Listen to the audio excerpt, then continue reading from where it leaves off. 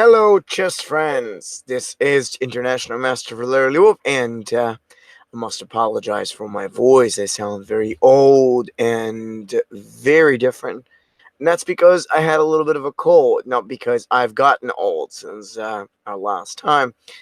So today I'm going to talk to you about Susan Polgar's best games. Now, what's so interesting about that? Well, first of all, Susan Polgar is one of the most incredible players that I am actually still a great fan of. Um, there are a few reasons for that, and I would really prefer to show you why. But more importantly, it's because the games, like the ones that I'm going to show you, in general, her games are full of content, a lot of great content to learn from. Powerful concepts that work for every level. So we're really going to talk about a few things that I feel can help you all to improve your game and get better. Before that, I do like to mention that you could definitely have a look at the link below for the brilliant course that is on, like many of the concepts that we're going to cover. So I think you're going to really find those very useful, very helpful. So which game do I want to start with? Well, I'm actually going to start with a very small bit of a game. It's a really interesting, in my opinion, game because it is. Well, it's not very short, but it is incredibly imaginative. It shows how you can get, or how you can fight for an advantage, still from the very beginning. It was played in the 36th Olympiad between the legendary Maya Chibardanidze and Susan Polgar. So I'm actually going to show you this game. This was actually played from white's side, so we're going to see it. Knight f3 was the start. Knight f6, c4, e6, knight c3, bishop b4, and queen c2. You know, what's quite valuable in this position is, see the opening. See, every opening starts with the idea of purpose. And I'm not talking about just general purpose. I'm talking about purposefully. Where do you set the pieces? Why do you set them up there? And what's the plan? You can clearly see that White's able to prepare himself towards the idea of e4. But more so, what's quite exciting, what's quite interesting is that besides that, he is actually looking down on the move. Like, he can plan for e4. He's thinking about playing for d4, maybe even developing the dark square bishop right up. It's a pretty clear idea. We're going forward. Okay, and that's a nice plan. So this is actually very interesting. So, what happens in that position? Okay, so first and foremost, after queen to c2, black decided to play with the move like short castling. This is a very good idea because then he's actually developing the pieces. He's getting ready. And what's white supposed to do now? I'm going to let you think a little bit about that because this is, after all, a training session of sort. And it's important to talk about how you'd like to think or how you like to play. So what is white supposed to do? Is he supposed to break through? Is he supposed to open up? What is he going to do? Well, the very first thing that white came up with was the move of a3, because ultimately the genuine idea here is that actually we're driving away the black bishop.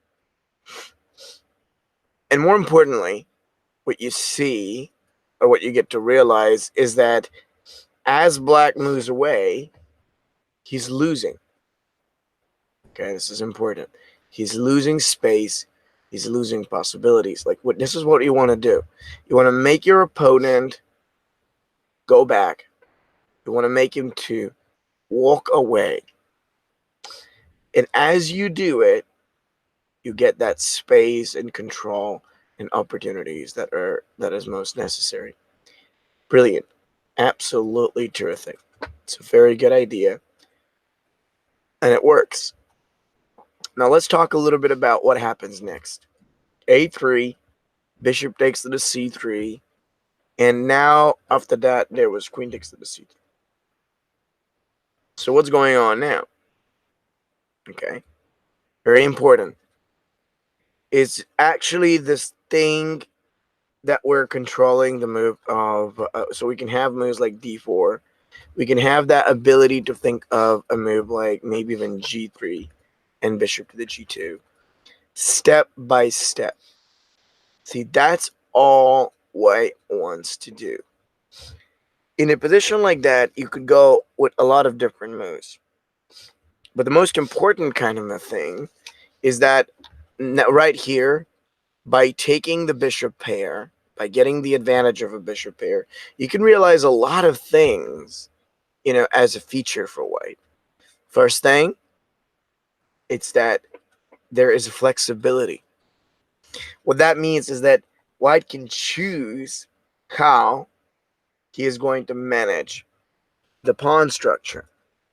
And more importantly, even, he's going to pick up an idea of playing with the move of g3, like bishop to the g2. We could be thinking of that line of just short castles. That's very important. Step by step. It's a big thing. Now, let's talk about what comes next. Black plays c5. And then, actually, right after that move, next, white plays with d4. And this is a really wonderful idea in this moment, because we're realizing that first and foremost, that actually helps with the possibility of playing with bishop to b2. It does bring the ability to attack over the g7. And it's wonderful. Okay, this is something I like to say. Start or begin your play by turning your pieces better. How do you do that? It's really simple. Take them up, have them ready, and utilize. See, with the move of b4, white is actually able to grow the development by moving his own bishop properly. I'm not talking about, oh, okay, let's just get it here. We have a very proper move. The bishop to the b2 is a great idea. And then what we get to see is that it's going to be also about making the extra tension over the h7, over the g7. That is a great move. You position your pawns and pieces in relation to the future play. That's not easy. Okay? But you have to try and do it. Because if you don't try and do it, it isn't going to work. So white had this very valuable idea that by making the b4 move and then getting bishop to the b2, that advantage of bishop pair, it's going to pay off. Does it? We don't know yet. But it's an important thing to consider. So, right after that move was played, obviously black has a little more to worry. He's a little off and back in terms of development. So what's actually happening in this position? Well, right after this, like so the danger in some way, he played b6, bishop b2, and d6. He said, you know what, maybe I'm not too good. Okay, maybe you're actually a little bit better prepared and stronger. But, you know what? I'm fine. I'm going to get my own development, and I'm going to make sure that you're not ready. How do you respond to that? Well, you know what? He was in some sense correct. It doesn't feel like we're ready. And it certainly doesn't look like we've got the possibility to shoot or hit pretty hard over here. So, how do we really play? I like you to think, because again, we're talking about a pretty incredible position. And it's very, very important. So, what would you guys like to do? Well, absolutely wonderful idea. The first thing that we have to do, it's a lot of different moves we can do, but the very first thing that White had in mind was G4. And that was just bang, over there, right into play. You can see now, the real exciting thing about this move isn't the move of G4 in and out of itself. It's also the fact that it prepares for G5, that line up against the F6, the G7, and literally everything. It's amazing. Start by considering moves that allow you to get your forces closer. Okay, that's a great move. G4. Now we've got G5 coming along. And now we also realize the danger of Black's pieces. It's not a very easy thing. If this pawn really arrives further, it's going to be an incredible damage. Bishop B7, G5, push, knight H5, rook G1, E5, bishop H3. Now, I want you to look at this position for a second. And what do you see? I see a set of incredible pieces that White is keeping ready. He's got the G file ready to open, possibly. He's got the ability to think of moves like rook to the G4, bishop to G4. He's got the chance to think of moves like, long side counters, E3, everything. Now, what do you see for Black? Well, I see everything for him except good position. Interesting, isn't it? He's in trouble. What happened is that Black plays knight f4, but then White's able to do bishop f5, G6, knight takes e5. Now, I want you to see that the value in this position for White, or from this position for White, does not come from the general positioning of the pieces. It comes from their coordination. Okay? It doesn't come from, oh, I'm good. I have coordination. You have that, you're great. That's the power. A lot of the times, people get confused by that same question. What makes an opening successful?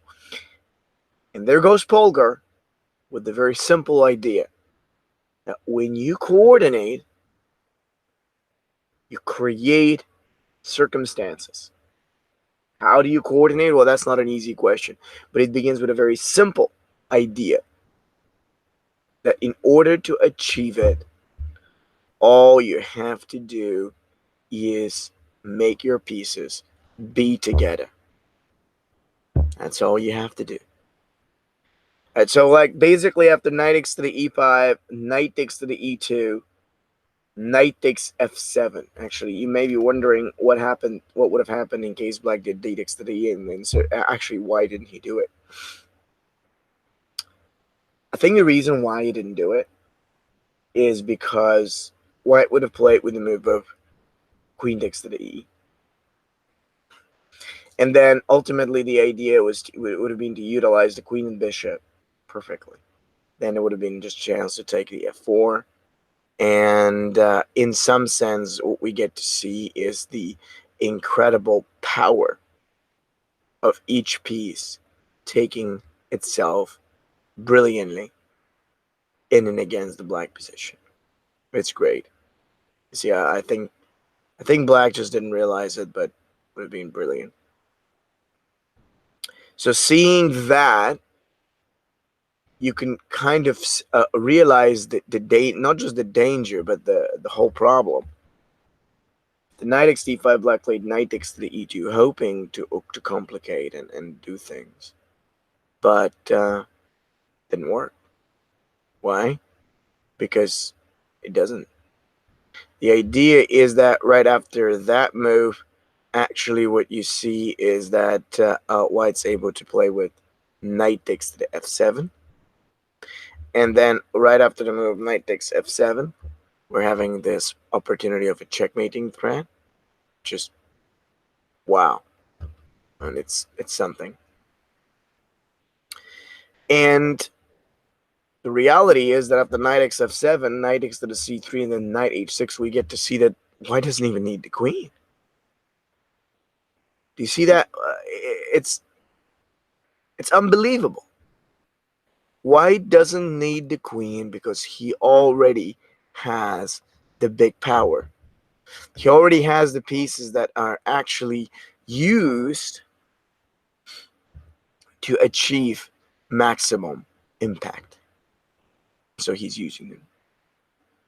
Everything comes down to structure and a good, solid coordination. You get that? All else is up there. Beautiful to see, wonderful as a resource, and it just keeps on going. King g7, bishop takes c3, rook f6, bishop takes f6, queen takes f6, g takes f6, king takes h, bishop e6, knight c6. You can see black was just, okay, now I have to consolidate, I have to stabilize, I gotta do it well. It was nice, but he's already material down. A lot of material down. So apparently the position is bad. And so what does white do? Bishop d5. If you got an advantage and you're trying to figure out what to do with it, keep things stable. Don't look for any big tactics. Don't look for anything, brilliant. That ain't gonna work. Think in terms of simplicity. See, this move completely neutralizes the black light square bishop as well as his knight. Two things in one move. When you're winning, that's what you want to do, just so that you could prevent the opponent from getting in there and making anything scary or dangerous. Well, that was basically it. I mean, from this point on, it's a couple and then a couple moves further, but it doesn't matter. But just because after bishop to the d5, rook to the f8, f7, knight d8, bishop takes b7, knight takes b7, rook g3, rook takes f7, rook e3, b5, d3, rook e7, which is amazing. And then actually after d takes to the c, knight f7, rook d1, every single piece of white is terrific. It's kind of amazing now when you really look at it, because the truth is that white is able to set both rooks together. And it's not about being material up. Looks like it. But it's really much more about, okay, I'm actually able to do more. I'm able to achieve more with the present pieces. And these pieces that are now into play are simply incredible. There's nothing black can make. So what happened after the rook comes into play? Well, after that, apparently black was in big trouble. He didn't know what to do. He played with knight g5. Nice, I have to say. But it doesn't matter, because presently it's all over. The knight g5, rook takes a7. Couple little moves, a4. Now this is what I call a successful opening. couple of the next moves really don't make any difference. I mean, black obviously attempted to deliver some complications, but it was beyond salvation already. White's even ready to sack the rook just so that he could move up with the pawn. And he does. C6, b6. Apparently, game's over. It was over a bit, but now it is definitely over. And again, just I think the major thing really about this is what made it so wonderful. Looking back in the game, and what Polgar was able to do was to set a pawn structure that allowed the pieces to be the way they are. See, that's not very easy to do. Nobody says it is, but you've got to do it. Make sure that your pieces are always determined by the way you get your pawns into play. It's not very easy. That's what you'd like. Very important. So what I want to show you is another game that kind of brings in a couple of those ideas, and it will allow you to actually realize another thing about openings when they're not correct. When an attack or a structure like this turns out a failure, and how you can punish it. Once again, I do recommend you to take a look at the link below this video. It has a brilliant course covering many of those concepts.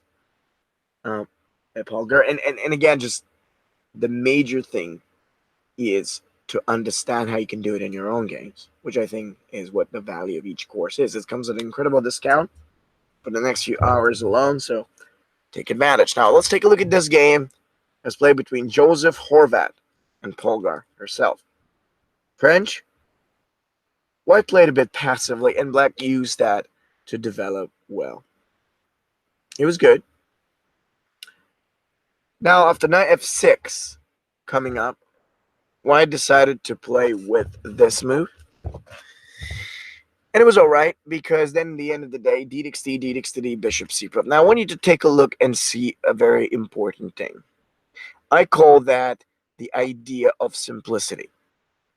What exactly does that mean? It's a very simple thing. If you want any opening to be right or successful, you ought to make sure that each development is as active in terms of scope, like the most advanced, and most spacey as possible. Spacious. You just want to give him, any piece, the bishop in this particular case, or others, as much of a control as you could. Because the truth is, if you don't, you're kind of punching yourself in the stomach, making it even more difficult to get a good game. All right, so that's a big deal. Castle, c3, a5. And there comes the idea of space again. Having more space is essential. Why? Because not allowing the opponent to move that pawn right up on the b4, not letting him to go anywhere, it's the big deal of the day. Without that in mind, White's not in condition to make all too much. And this is a very important, this is a wonderful idea. Don't let the opponent to do whatever. Make sure that you kind of keep him backward, that you keep him behind, and that's all there is to it. You're not going to win in the opening unless your opponent isn't silly to blunder something. You just need a good position. One with possibilities that you can grow as you go. So what happened? Well, White played queen c2, e7, e5, knight d7, knight c4, b5, knight e3, bishop b7 there, h5. And see, White started attacking. He said, the hell with everything. I'm just going to go up, I'm going to punch in the king's side, and I'm going to rook the hell out of the king's side. Does it work? No.